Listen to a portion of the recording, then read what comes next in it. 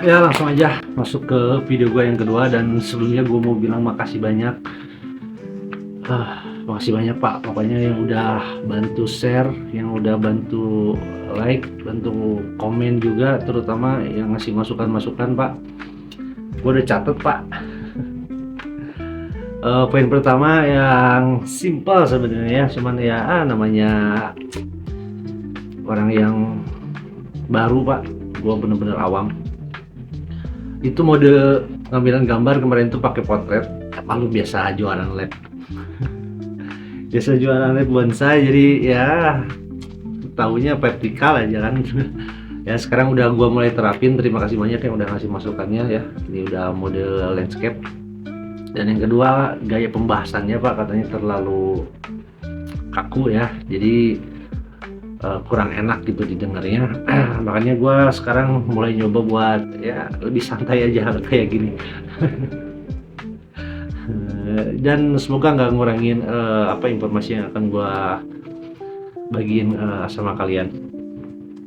Itu aja Pak, jadi sekali lagi gue bilang makasih banyak, dan buat yang belum nonton lu harus nonton. Oh ya, satu lagi nih, kemarin masukannya juga suara yang kurang jernih, tapi gue masih pakai mic yang kemarin Pak. Karena yang bagus masih dalam keranjang, belum check out. Jadi terima kasih banyak yang udah bantu kasih masukan, yang bantu gua buat belajar satu persatu. Insya Allah gua akan perbaikin. Oke, kita mulai di pembahasan utama.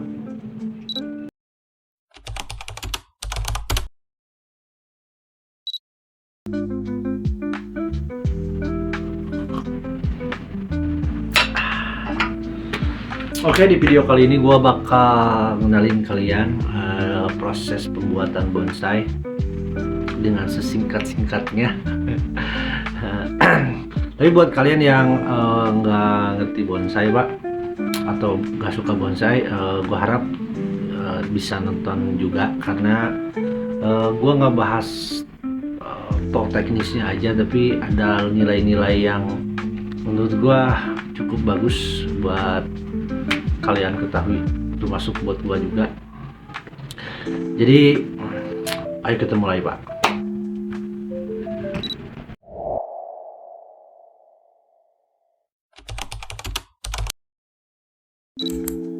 Oke, yang pertama itu bahan Pak, ya, bahan bonsai. Jadi ada kurang lebih ada 3 lah yang gua ketahui ya bahan bonsai itu. Jadi ada yang dari dongkelan, ada yang dari proses budidaya stek atau cangkok juga Pak. Ya ini bentukannya kayak gini Pak, dari yang belum bisa kita nikmati gitu, pohon liar yang bentuknya nggak beraturan, atau dari bahan yang sekecil ini. Poinnya apa Pak di pembahasan bahan ini? Poinnya kita nggak bisa ngeremehin potensi sekecil apapun Pak. Jadi kalau kita udah punya niat, punya tekad, ya yang bentukannya kayak gini bisa indah nantinya.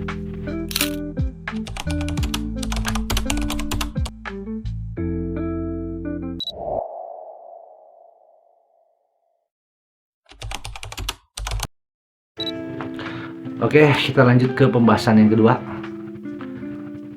yaitu pemangkasan Pak. Ya Pak, di proses pemangkasan ini kita diharuskan memilih ranting atau cabang mana yang harus kita pertahankan, cabang mana yang harus kita relakan buang gitu Pak. Ya seperti kayak hidup Pak. Kurang lebih filosofinya ya, terkadang untuk mencapai satu tujuan ya kita harus ngerelain sesuatu hal, atau kita harus ngebuang suatu hal ya, ataupun agar bisa lebih tumbuh dengan baik ya. Misalkan ngebuang rasa malas, atau mungkin ngebuang rasa nyaman di hidup kita yang terlalu nyaman, terlalu enjoy ya. Untuk mencapai tujuan ya kita harus kerja keras buat numbuhin ranting yang memang kita inginkan nantinya.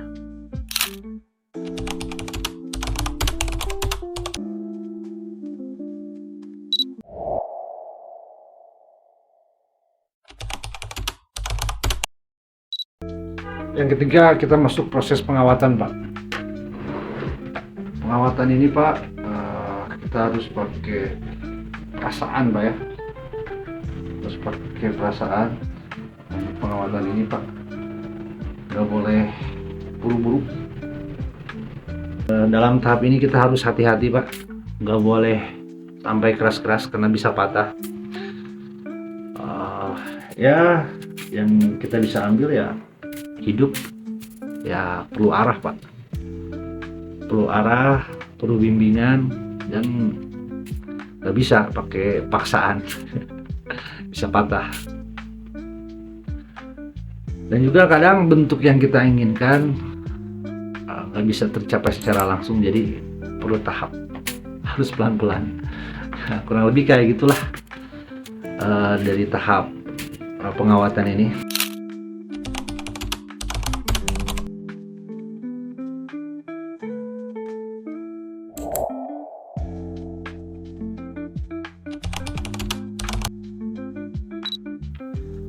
Perawatan harian, Pak, ini, Pak, yang paling berat, yang paling membutuhkan banyak kesabaran ya. Jadi ketika kalian udah mulai pengawatan, udah mulai pengarahan, yang paling penting adalah perawatan harian, penyiraman tiap hari kena sinar matahari yang rutin, pemupukan yang rutin, menjaga kebersihannya dari hama, dari segala macam, Pak.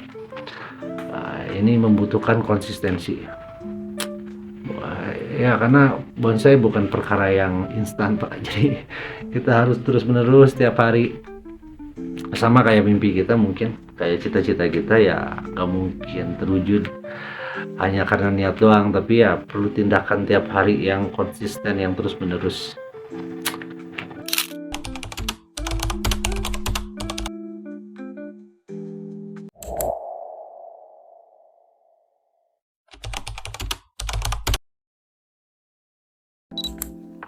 Setelah semua proses yang tadi kita lewatin, dari mulai bahan, pemangkasan, pengawatan, perawatan tiap hari, itu lambat laun kalau kita konsisten, Pak, lama-kelamaan akan membuahkan hasil.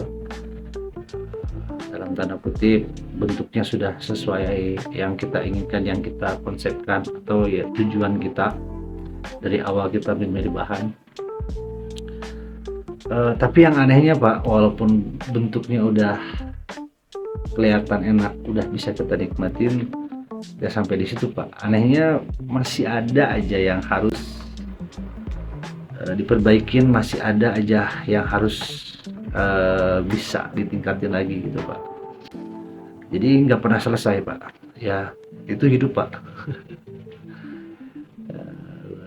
Di sini gue belajar ya, hidup bukan cepet-cepetan sampai di tujuan, Pak, tapi gimana kita terus berproses, gimana kita terus belajar, Pak.